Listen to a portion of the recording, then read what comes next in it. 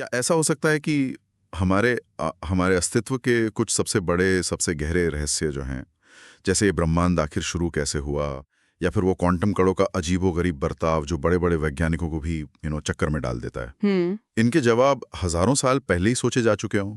क्या प्राचीन भारतीय दर्शन की गहराइयों में वो चाबियां छुपी हैं जो इन अनसुलझे सवालों के ताले खोल सकती हैं? ये बहुत दिलचस्प सवाल है। आज हम इसी रोमांचक संभावना की तह तक जाएंगे।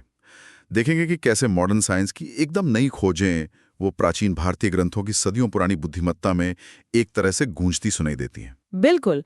पर यहाँ एक बात साफ कर दूं, हमारा इरादा ये नहीं है कि हम प्राचीन संस्कृत श्लोकों में आज के साइंटिफिक इक्वेशंस ढूंढ निकालें। वो शायद सही तरीका भी ना हो। हाँ, वो तो मुमकिन भी नहीं लगता। सही कहा। बल्कि हम कोशिश कर रहे हैं कि कॉन्सेप्ट्स के लेवल पर, मतलब विचारों के स्तर पर एक गहरे तालमेल को, एक वैचारिक समानता को समझें। अच्छा, कॉन्सेप्चुअल रेजोनेंस जिसे कहते हैं। हाँ, एग्जैक्टली। हम ये देख रहे हैं कि कैसे हजारों साल पहले के चिंतकों ने रियलिटी का, वास्तविकता का एक ऐसा ढांचा बुना जिसकी झलक आज के फिजिसिस्ट अपनी लैब्स में अपने सिद्धांतों में पा रहे हैं। तो आज हम ये समझने की कोशिश करेंगे कि कैसे खोज के दो बिल्कुल अलग रास्ते, एक जो बाहरी दुनिया को देखता है यानी विज्ञान, और दूसरा जो अंदर झांकता है मतलब चेतना और अस्तित्व को टटोलता है यानी दर्शन, ये दोनों हमें यूनिवर्स की एक मिलती जुलती और सच कहूं तो हैरत अंगेज तस्वीर की तरफ ले जा रहे हैं। बहुत अच्छे से कहा आपने। ऐसा लगता है मंजिल एक ही है, रास्ते भले ही अलग हों। तो चलिए शुरू करते हैं सबसे बड़े स्केल से। हाँ, सबसे बड़े पैमाने से कहानी शुरू होती है। खैर, कहानी की शुरुआत से ही मतलब ब्रह्मांड की पैदाइश से। मॉडर्न साइंस हमें बताता है बिग बैंग के बारे में, महाविस्फोट सिद्धांत। हाँ, महाविस्फोट। करीब कितना 13.8 अरब साल पहले सब कुछ, हर तारा, हर ग्रह, हर कण एक असीम रूप से गर्म और घने बिंदु में सिमटा हुआ था। एक सिंगुलैरिटी। हाँ। और फिर हुआ धमाका और ब्रह्मांड फैलना शुरू हुआ, ठंडा होना शुरू हुआ और आज जैसा है वैसा बना। लेकिन विज्ञान यहां आके रुक जाता है ना? वो ये नहीं बता पाता कि उस पहले बिंदु से भी पहले क्या था। सही, क्योंकि टाइम और स्पेस, समय और स्थान तो उसी धमाके के साथ ही पैदा हुए माने जाते हैं। तो उससे पहले का सवाल ही मतलब वो सवाल ही मीनिंगलेस हो जाता है उनके फ्रेमवर्क में। हाँ। एक दीवार सी आ जाती है जहां जाके भौतिकी के नियम जवाब दे जाते हैं। बिल्कुल। और कमाल की बात देखिए, हजारों साल पहले ऋग्वेद का नासदीय सूक्त ठीक इसी दीवार से, इसी परम प्रश्न से जूझता नजर आता है। नासादी एक सूक्त, हाँ, ऋग्वेद का। हाँ, ये सृष्टि से पहले की उस अवस्था का वर्णन करने की कोशिश करता है, लेकिन सीधे सीधे नहीं। वो बताता है कि क्या नहीं था। अच्छा, कैसे? सूत्र कहता है, नासादासिन्नो सदासी तदानीन नासिद्रजो नो व्योमा परोयत। मतलब तब न असत नॉन एग्जिस्टेंस था, न सत एग्जिस्टेंस था। सोचिए, ना होना था, ना होना, ना अंतरिक्ष था, न उससे परे आकाश। ये तो विरोधाभासी लग रहा है, ना होना ना होना। हाँ, और यही इसकी खूबी है। ये भाषा अपने आप में गहरा संदेश है। ये दिखाती है कि उस परम अवस्था को हमारी रोजमर्रा की भाषा और हमारे लॉजिक के दायरे में बांधना नामुमकिन है। मतलब वो ये जानते थे कि इसे शब्दों में बयान नहीं किया जा सकता। ये अपने आप में एक गहरी समझ है। बिल्कुल, ये भाषा की सीमाओं की स्वीकृति है। ठीक वैसे ही जैसे आज की फिजिक्स सिंगुलैरिटी पर पहुंचकर कहती है कि भाई हमारे जाने पहचाने नियम यहाँ लागू नहीं होते। और सूक्त आगे बढ़कर ज्ञान की सीमाओं को और भी साफ करता है। वो पूछता है, को अद्धा वेद क इह प्रवोचत। मतलब कौन सचमुच जानता है, कौन यहाँ बता सकता है, कहाँ से ये सब जन्मा, कहाँ से ये सृष्टि आई। अरे वाह। और फिर कहता है, अर्वाग देवा अस्य विसर्जनेना था को वेद यत आबभूव। यानी देवता भी तो सृष्टि बनने के बाद आए, तो फिर कौन जाने कि ये कहाँ से उत्पन्न हुआ। ये तो गजब की बौद्धिक विनम्रता है। मानना कि हम सब कुछ नहीं जान सकते, ये तो बहुत कुछ साइंटिफिक ह्यूमिलिटी जैसा लगता है ना? लेकिन क्या सूक्त सिर्फ क्या नहीं था पर रुक जाता है, या कोई इशारा भी देता है कि शुरुआत कैसे हुई? कुछ तो हुआ होगा ना। हाँ, ये सवाल तो उठता है। नकार के बाद सूक्त एक संभावना की ओर इशारा करता है, बड़ी पोएटिक भाषा में। वो कहता है, आनेद्वातम स्वधया तदेकम तस्माधन्य ना परह किंचना। यानी वह एक अपनी ही शक्ति से बिना हवा के सांस ले रहा था। बिना हवा के सांस, वो एक। हाँ, और फिर ये बताता है कि तमस यानी अंधकार में छुपे हुए उस एक से ये सब तपस की शक्ति से अस्तित्व में आया। तपस मतलब गर्मी, ऊर्जा। तपस्तन महीना जायत एकम। की इकाई बिल्कुल। बिना किसी बाहरी मदद के। और फिर गर्मी या ऊर्जा से शुरुआत। अरे ये तो बिग बैंग के कोर आइडिया से काफी मिलता जुलता लग रहा है। एक सिंगुलैरिटी जहां सब एक था, और फिर एनर्जी से भरा एक विस्फोटक विस्तार। हाँ, वैचारिक स्तर पर यह समानता वाकई चौंकाने वाली है। एक सिंगल यूनिफाइड प्रिंसिपल से एक बहुत ज्यादा एनर्जेटिक स्टेट में यूनिवर्स का जन्म। अब सवाल यह है कि उस एक बिंदु, उस सिंगुलैरिटी का रूप कैसा होगा? हाँ, ये सोचना भी मुश्किल है। इतनी सारी चीजें, खरबों तारे, अनगिनत गैलेक्सीज, सब कुछ एक सुई की नोक से भी छोटे बिंदु में कैसे समा सकता है? ये हमारी कल्पना को चुनौती देता है, बिल्कुल सही कहा। लेकिन इंटरेस्टिंग बात यह है कि इस कल्पना को सहारा देने के लिए भी प्राचीन भारतीय विचार में एक बहुत पावरफुल मेटाफर, एक प्रतीक मौजूद है। अच्छा, वो क्या है? हिरण्यगर्भ, मतलब सोने का अंडा या गर्भ। सोने का अंडा? हाँ, कई वैदिक और पौराणिक ग्रंथों में इसका जिक्र है कि शुरुआत में जब सिर्फ अंधकार और जल या कारण सलिल था, तब एक बीज प्रकट हुआ। वो बीज बढ़कर एक विशाल सुनहरे अंडे में बदल गया, जो उस कारणहीन अवस्था में तैर रहा था। और कहते हैं कि उसी में पूरी सृष्टि की संभावना छुपी थी। वाह, एक अंडा जिसमें पूरा ब्रह्मांड बंद हो। ये तो कमाल की कल्पना है। ये सिर्फ कल्पना से ज्यादा है। ये सिंगुलैरिटी का एक अद्भुत वैचारिक मॉडल पेश करता है।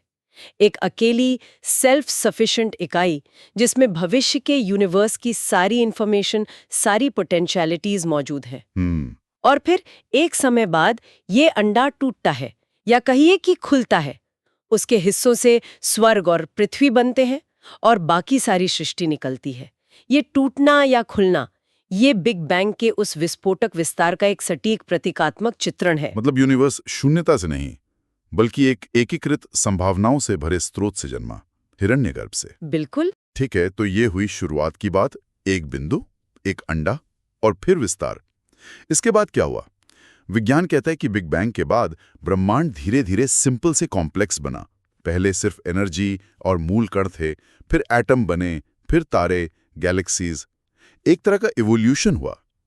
क्या इस प्रोसेस का भी कोई फिलोसॉफिकल पैरेलल मिलता है? बिल्कुल मिलता है, और बहुत सिस्टमैटिक तरीके से मिलता है। भारत के सबसे पुराने दर्शनों में से एक सांख्य दर्शन में। सांख्य दर्शन? हाँ, सुना है इसके बारे में। सांख्य दर्शन ब्रह्मांड के विकास की, इवोल्यूशन की एक पूरी प्रक्रिया का वर्णन करता है।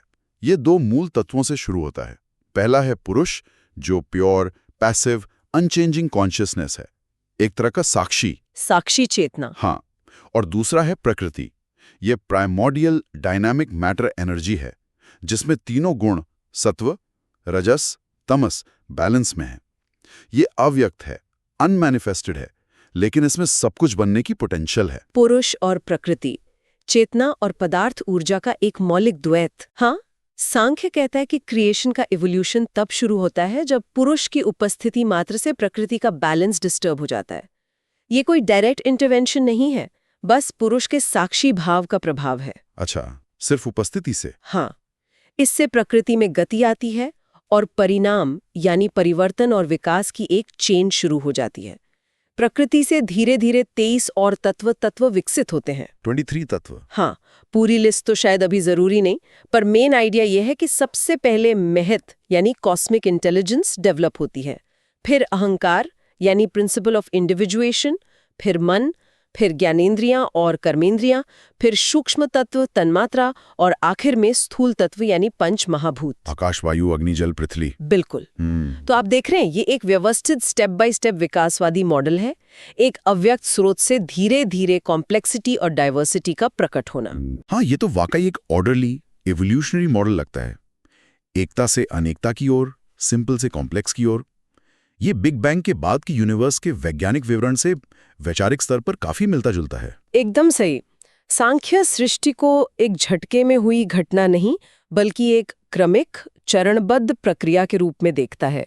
दोनों ही एक ऐसे यूनिवर्स की तस्वीर पेश करते हैं जो समय के साथ अपनी अंदरूनी संभावनाओं को अनफोल्ड करता जाता है। और समय, टाइम के बारे में क्या? विज्ञान में तो आमतौर पर टाइम को एक सीधी रेखा में बहता हुआ माना जाता है ना, बिग बैंग से शुरू होकर आगे, हमेशा फैलते हुए या शायद कभी वापस सिकुड़ते हुए। हाँ, जो स्टैंडर्ड बिग बैंग मॉडल है उसमें टाइम लीनियर है, उसकी एक डेफिनेट बिगिनिंग है। लेकिन ये इंटरेस्टिंग है कि अब कुछ जाने माने फिजिसिस्ट्स जैसे Nobel prize winner sir Roger Penrose, हाँ, उनका नाम सुना है। हाँ, वो अब साइक्लिक यूनिवर्स के मॉडल प्रपोज कर रहे हैं। साइक्लिक यूनिवर्स मतलब चक्रीय ब्रह्मांड। एग्जैक्टली। इन मॉडलों में ब्रह्मांड का कोई एब्सोल्यूट एंड नहीं होता, बल्कि एक युग का अंत अगले युग की शुरुआत बनता है। यानी यूनिवर्स जन्म, विस्तार, शायद सिकुड़न और फिर पुनर्जन्म के अनंत चक्रों से गुजरता है। ये आइडिया आज फिजिक्स में काफी क्रांतिकारी और एडवांस्ड माने जाते हैं। अनंत चक्र, यूनिवर्स का बार बार बनना और मिटना। अरे ये आइडिया तो भारतीय परंपरा में एकदम रचा बसा है। बिल्कुल, यही तो अद्भुत बात है। ये क्रांतिकारी विचार हिंदू कॉस्मोलॉजी में टाइम की फंडामेंटल समझ है। यहाँ टाइम को लीनियर नहीं बल्कि विशाल घूमते हुए चक्रों के रूप में देखा जाता है। युगों का चक्कर, सतयुग, त्रेता। हाँ, सतयुग, त्रेता, द्वापर, कलयुग, ये चारों मिलकर एक महायुग बनाते हैं जिसकी अवधि लाखों साल की होती है। और ऐसे हजार महायुग मिलकर सृष्टि के देवता ब्रह्मा का सिर्फ एक दिन बनाते हैं। सिर्फ एक दिन, हजार महायुग। हाँ, और फिर उतनी ही लंबी ब्रह्मा की रात आती है जिसमें प्रलय होता है, सब कुछ वापस अपने स्रोत में सिमट जाता है। और फिर सुबह होती है, नया दिन, नई सृष्टि। ये अनंत चक्र चलता रहता है, अनादिकाल से अनंत काल तक। बाबरे, ये समय के पैमाने तो दिमाग चकरा देते हैं। खरबों साल के चक्र। हाँ, ये हमारी कल्पना से परे हैं। लेकिन महत्वपूर्ण बात यह है कि अनंत चक्रों का ये प्राचीन दार्शनिक ढांचा मॉडर्न फिजिक्स के सबसे नए और स्पेक्युलेटिव आइडियाज को एक गहरा कॉन्टेक्स्ट देता है। ये हमें याद दिलाता है कि टाइम की हमारी जो सहज सीधी रेखा वाली धारणाएं, शायद वो पूरी कहानी ना हो। तो यूनिवर्स के बड़े स्केल पर उसकी शुरुआत, उसका विकास और उसके टाइम साइकिल, इन सब में प्राचीन भारतीय विचारों और मॉडर्न साइंस के बीच कमाल की समानताएं दिखती हैं। आप जरा जूम इन करते हैं, बड़े से छोटे पर आते हैं, क्वांटम मैकेनिक्स की उस अजीब अद्भुत दुनिया में। हाँ, जहाँ चीजें और भी ज्यादा रहस्यमयी हो जाती हैं। बिल्कुल, यहाँ कण एक ही समय में कई जगहों पर हो सकते हैं और सिर्फ उन्हें देखने भर से उनकी हकीकत बदल जाती है। क्या यहाँ भी हमें प्राचीन दर्शन की गूंज सुनाई देती है? हाँ, और शायद यहाँ ये गूंज और भी ज्यादा साफ और गहरी है। क्वांटम दुनिया हमारे रोजमर्रा के लॉजिक को चैलेंज करती है और ऐसा लगता है कि वेदांत दर्शन ने बहुत पहले ही इस चैलेंज को एक्सेप्ट कर लिया था। चलिए, क्वांटम इंटेंगलमेंट से शुरू करते हैं। हाँ, क्वांटम उलझाव। जब दो क्वांटम पार्टिकल्स, मान लीजिए फोटॉन या इलेक्ट्रॉन, एक खास तरीके से एक साथ पैदा होते हैं तो वो एक मिस्टीरियस तरीके से जुड़ जाते हैं। चाहे आप उन्हें कितनी भी दूर ले जाएं, एक पृथ्वी पर, दूसरा किसी और गैलेक्सी में, वो एक ही कनेक्टेड सिस्टम की तरह बिहेव करते हैं। मतलब कैसे? मतलब अगर आप एक पार्टिकल की कोई प्रॉपर्टी नापते हैं, जैसे उसका स्पिन, तो आपको तुरंत पता चल जाता है कि दूसरे पार्टिकल की संगत प्रॉपर्टी क्या होगी। इंस्टेंटली, जैसे वो एक दूसरे से बिना किसी मीडियम के बात कर रहे हों। हाँ, आइंस्टाइन ने इसे मजाक में spooky action at a distance कहा था। भूतिया दूरवर्ती क्रिया। उन्हें यह पसंद नहीं था क्योंकि ये उनके लोकैलिटी के प्रिंसिपल के खिलाफ जाता था। सही, लोकैलिटी यानी कोई चीज सिर्फ अपने आसपास की चीजों से ही तुरंत प्रभावित हो सकती है, मीलों दूर से पलक झपकते नहीं। लेकिन एक्सपेरिमेंट्स ने तो इसे बार बार सच साबित किया है ना? बिल्कुल, ये अब क्वांटम फिजिक्स का एक एस्टैब्लिश्ड फैक्ट है और ये वाकई स्पूकी या डरावना लगता है अगर हम पार्टिकल्स को पूरी तरह से अलग और इंडिपेंडेंट मानते हैं। लेकिन अगर हम अद्वैत वेदांत के नजरिए से देखें तो इसमें कुछ भी स्पूकी नहीं है। अद्वैत वेदांत, वो कैसे? अद्वैत का मूल सिद्धांत क्या है? ब्रह्म सत्यम जगत मिथ्या जीवो ब्रह्मैव नापरः। यानी एकमात्र सत्य ब्रह्म है, वो ultimate undivided all pervading consciousness है, रियलिटी। हाँ, ये जो अनेक रूपों वाली दुनिया, जगत हम देखते हैं, वो रिलेटिव रियलिटी है, मिथ्या है, यानी जैसी दिखती है वैसी नहीं है। और जीव असल में उस ब्रह्म से अलग नहीं है। अद्वैत का मतलब ही है दो नहीं, अच्छा, नॉट टू, यानी अगर सब कुछ मूल रूप से एक ही है, ब्रह्म ही है, तो वो एंटैंगल्ड पार्टिकल्स कभी अलग थे ही नहीं। वो उसी एक अनडिवाइडेड रियलिटी, उसी ब्रह्म की दो मैनिफेस्टेशंस हैं। इसीलिए उनका बिहेवियर लिंक्ड है, क्योंकि वो एक ही डीपर लेवल पे कनेक्टेड हैं। मतलब वो एक दूसरे को सिग्नल नहीं भेज रहे हैं। नहीं, वो एक ही सिस्टम के हिस्से हैं, क्योंकि फंडामेंटल लेवल पर सब कुछ एक ही सिस्टम है। इस नजरिए से क्वांटम एंटैंगलमेंट उस फंडामेंटल यूनिटी का एक फिजिकल प्रूफ बन जाता है, जिसे अद्वैत वेदांत हजारों सालों से कहता आ रहा है। ये अद्वैत के सिद्धांत का लैब में डेमोन्स्ट्रेशन जैसा है। वाह, ये तो सोचने का बिल्कुल अलग तरीका है। इसने तो सारी स्पूकीनेस ही खत्म कर दी। अच्छा, और वो दूसरा famous quantum mystery, double slit experiment. हाँ, वो भी कमाल का है। जहां एक पार्टिकल जैसे इलेक्ट्रॉन जब तक उसे देखा ना जाए एक वेव की तरह बिहेव करता है और दो स्लिट से एक साथ निकल जाता है। लेकिन जैसे ही हम ये पता लगाने की कोशिश करते हैं कि वो किस स्लिट से गया, उसका वेव वाला बिहेवियर गायब हो जाता है और वो एक पार्टिकल की तरह किसी एक ही स्लिट से गुजरता है। हाँ, क्या इसका मतलब ये है कि हमारा देखना, हमारी चेतना वास्तविकता को बना रही है? ये क्वांटम फिजिक्स का सबसे गहरा और सबसे ज्यादा डिबेटेड सवाल है। फिजिक्स में देखने या मेजर करने का मतलब सिर्फ इंसान का देखना नहीं, बल्कि किसी भी तरह का इंटरैक्शन है जो पार्टिकल के रास्ते की इंफॉर्मेशन निकाल सके। कोई डिटेक्टर भी ये काम कर सकता है। अच्छा, कोई भी डिटेक्टर? हाँ, लेकिन इसके फिलोसॉफिकल इम्प्लीकेशंस बहुत गहरे हैं और यहाँ भी वेदांत एक क्रांतिकारी पर्सपेक्टिव देता है कि यूनिवर्स पार्टिसिपेटरी है, सहभागी है। सहभागी ब्रह्मांड, मतलब हम सब मिलकर इस रियलिटी शो को प्रोड्यूस कर रहे हैं? एक तरह से कह सकते हैं, पर ये उससे भी गहरा है। उपनिषदों में एक बहुत सुंदर मेटाफर है। एक पेड़ पर दो पक्षी बैठे हैं, दोनों एक जैसे दिखते हैं। दो पक्षी? हाँ, एक पक्षी पेड़ के फल खा रहा है, कभी मीठे कभी कड़वे। ये जीवात्मा है जो दुनिया के अनुभवों में लिप्त है, सुख दुख भोग रहा है। दूसरा पक्षी बस चुपचाप बैठा है, बिना फल खाए सिर्फ देख रहा है। सिर्फ देख रहा है? हाँ, ये साक्षी चेतना, विटनेस कॉन्शियसनेस है, आत्मा या ब्रह्म का प्रतीक। वेदांत कहता है कि यही साक्षी चेतना रियलिटी का आधार है। अब इसे क्वांटम एक्सपेरिमेंट से जोड़िए। ठीक है। जब तक कोई देख नहीं रहा, यानी कोई मेजरमेंट नहीं ले रहा, पार्टिकल संभावनाओं की लहर वेव फंक्शन के रूप में मौजूद है। जैसे ही देखा जाता है, यानी चेतना या उसका इंस्ट्रूमेंट उससे इंटरैक्ट करती है, वो संभावना एक डेफिनेट रियलिटी में कोलैप्स हो जाती है। अच्छा, तो लैब में किया गया मेजरमेंट उस फंडामेंटल प्रिंसिपल का एक लोकलाइज्ड उदाहरण बन जाता है, जहां साक्षी भाव संभावना को यथार्थ में बदलता है। वास्तविक लगती है। ये मेज, ये माइक, ये क्वांटम लेवल पर वैसी है ही नहीं। वहां तो बस एनर्जी के वाइब्रेशंस हैं, संभावनाओं के फील्ड्स हैं और ज्यादातर खाली जगह। हाँ, विज्ञान तो यही बताता है। एटम का 99.9% हिस्सा खाली है। और ये वेदांत की माया की अवधारणा से आश्चर्यजनक रूप से मेल खाता है। माया, इसे अक्सर इल्यूजन या भ्रम कह दिया जाता है। हाँ, पर ये उससे कहीं ज्यादा गहरी और जटिल अवधारणा है। माया ब्रह्म की वो क्रिएटिव पावर, शक्ति है जो उस एक अव्यक्त निराकार ब्रह्म पर इस अनेक नामों और रूपों वाली विविध दुनिया का पर्दा डाल देती है। ये एक को अनेक के रूप में दिखाती है। इसका वो फेमस उदाहरण है ना, अंधेरे में रस्सी को सांप समझ लेना। बिल्कुल सही, वो क्लासिक उदाहरण है। अंधेरे में आप जमीन पर पड़ी रस्सी को गलती से सांप समझ लेते हैं, डर लगता है, दिल जोर से धड़कता है, आपका अनुभव बिल्कुल रियल है। हाँ, बिल्कुल। लेकिन जैसे ही आप टॉर्च जलाते हैं, प्रकाश यानी ज्ञान विद्या होने पर आपको पता चलता है कि वो हमेशा से रस्सी ही थी। सांप वहां कभी था ही नहीं, वो बस एक मिथ्या आरोपण था जो आपके अज्ञान के कारण हुआ। इसी तरह वेदांत कहता है कि ब्रह्म उस रस्सी की तरह परम सत्य है और ये दुनिया जिसे हम अपनी इंद्रियों से अनुभव करते हैं, उस सांप की तरह एक रिलेटिव डिपेंडेंट रियलिटी है जो ब्रह्म पर टिकी हुई है। ज्ञान होने पर दुनिया गायब नहीं हो जाती, पर उसका असली स्वरूप, उसका आधार समझ आ जाता है।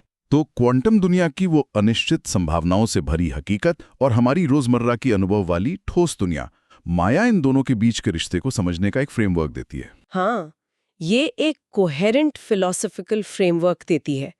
क्वांटम फिजिक्स की मेजरमेंट प्रॉब्लम कि वो संभावना की लहर क्यों और कैसे एक निश्चित परिणाम में बदल जाती है, इस नजरिए से एक अलग मतलब ले लेती है।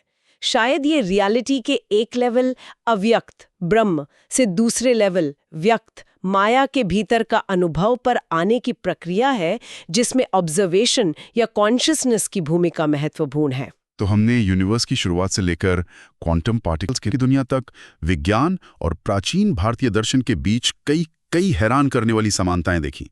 सिंगुलैरिटी और नासादीय सूक्त की ज्ञान सीमा की स्वीकृति, हिरण्यगर्भ और बिग बैंग का आरंभिक बिंदु, हाँ, सांख्य का विकासवाद और कॉस्मिक एवोल्यूशन, क्वांटम एंटेंगलमेंट और अद्वैत वेदांत की मौलिक एकता, ऑब्जर्वर इफेक्ट और साक्षी चेतना, क्वांटम अनिश्चितता और माया का पर्दा, और चक्रीय ब्रह्मांड और युगों का अनंत चक्र।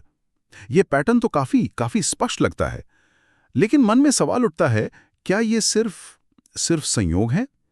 क्या हम बस अपनी पसंद की समानताओं को चुनकर देख रहे हैं, या इन कनेक्शंस में वाकई कोई गहरा अर्थ है? ये सवाल बहुत जायज है और इसे ईमानदारी से पूछना जरूरी भी है। हमें ये याद रखना होगा कि साइंस और फिलॉसफी की मेथोडोलॉजीज मतलब कार्यप्रणालियां अलग-अलग हैं। हाँ, बिल्कुल। विज्ञान गणित, प्रयोग, अवलोकन और वेरिफिकेशन या फॉल्सिफिकेशन पर आधारित है।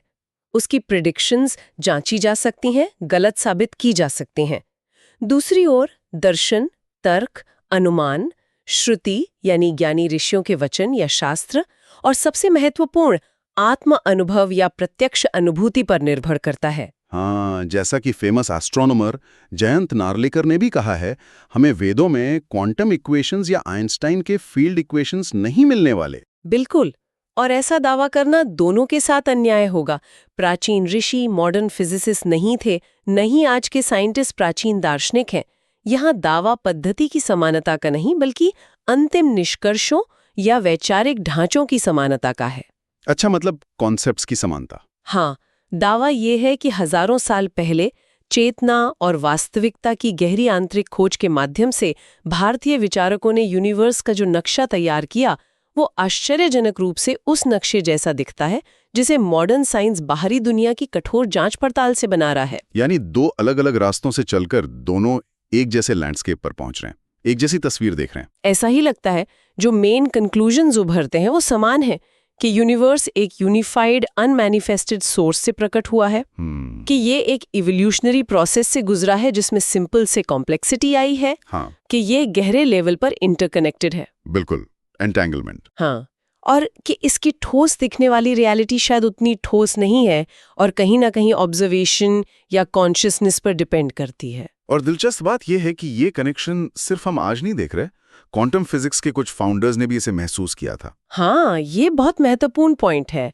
वर्नर हाइजेनबर्ग, जिन्होंने अनसर्टेनिटी प्रिंसिपल दिया, हाँ, हाइजेनबर्ग, उन्होंने भारत यात्रा के बाद कहा था कि क्वांटम सिद्धांत के कुछ विचार उतने भी अजीब नहीं लगते अगर आपने भारतीय दर्शन पढ़ा हो। सच में उन्होंने ऐसे कहा? हाँ, और अर्विन श्रोडिंगर, जिनके इक्वेशंस क्वांटम दुनिया की नींव हैं, वे तो वेदांत से और भी ज्यादा प्रभावित थे। श्रोडिंगर भी? हाँ, उन्होंने सीधे तौर पर क्वांटम मैकेनिक्स की एकता और निरंतरता को वेदांत की सर्वम खलविदम ब्रह्म, ये सब कुछ निश्चय ही ब्रह्म है, और तत्वम असि, तुम वही हो, जैसी अवधारणाओं से जोड़ा था। उन्होंने यहाँ तक लिखा कि चेतना एक है, अनेक शरीरों में दिखने के बावजूद। ये जानना तो अविश्वसनीय है। तो अंत में ये सब जानकर हमें क्या मिलता है? इन समानताओं का हमारे लिए क्या मतलब है? इस ज्ञान का हम क्या करें? देखिए, मॉडर्न साइंस हमें यूनिवर्स के कैसे, हाउ के बारे में अभूतपूर्व जानकारी देता है। ये कैसे काम करता है, इसके नियम क्या हैं, प्रक्रियाएं क्या हैं। हाँ, हाउ तो पता चल रहा है। ये प्राचीन दर्शन हमें एक संभावित ढांचा, फ्रेमवर्क देते हैं कि ये सब क्या है और शायद इसका अर्थ क्या हो सकता है। वे हमें अस्तित्व के बड़े सवालों, हम कौन हैं, ये ब्रह्मांड क्या है, वास्तविकता की प्रकृति क्या है, पर सोचने के लिए एक भाषा, कुछ कॉन्सेप्ट्स और सदियों का चिंतन देते हैं। शायद अंतिम सत्य किसी एक रास्ते को चुनने में नहीं, बल्कि ये महसूस करने में है कि विज्ञान और ये प्राचीन ज्ञान एक ही ऊंचे पहाड़ की चोटी तक जाने वाले दो अलग अलग रास्ते हो सकते हैं, जो अंततः एक ही विस्मयकारी रहस्यमयी दृश्य की ओर ले जाते हैं। बिल्कुल। आज की ये चर्चा वाकई हमें एक ऐसे ब्रह्मांड की झलक दिखाती है जो हमारी रोजमर्रा की सीमित समझ से कहीं ज्यादा मिस्टीरियस है, कहीं ज्यादा जुड़ा हुआ है और शायद कहीं ज्यादा सचेत है। ये वाकई सोचने पर मजबूर करता है कि हम असल में किस हकीकत में जी रहे हैं। और ये हमें गहरे सवाल के साथ छोड़ जाता है, जिस पर शायद हम सबको विचार करना चाहिए। वो क्या? अगर चेतना सिर्फ वास्तविकता को देखती ही नहीं, बल्कि उसके प्रकट होने में, उसके बनने में भी कोई भूमिका निभाती है, जैसा कि क्वांटम सिद्धांत और वेदांत दोनों ही इशारा करते दिखते हैं, तो फिर हमारी अपनी व्यक्तिगत चेतना की वास्तविक क्षमता और जिम्मेदारी क्या हो सकती है? वाह, ये तो बहुत गहरा सवाल है। हाँ, ये एक ऐसा प्रश्न है जिसके उत्तर की खोज शायद मानवता की अगली महान यात्रा हो। अगर आपको यह जानकारी अच्छी लगी हो और आपको लगता है कि इस तरह की दार्शनिक और महत्वपूर्ण सोच लोगों तक पहुंचनी चाहिए, तो इसे अपने दोस्तों और परिवार के साथ जरूर शेयर करें।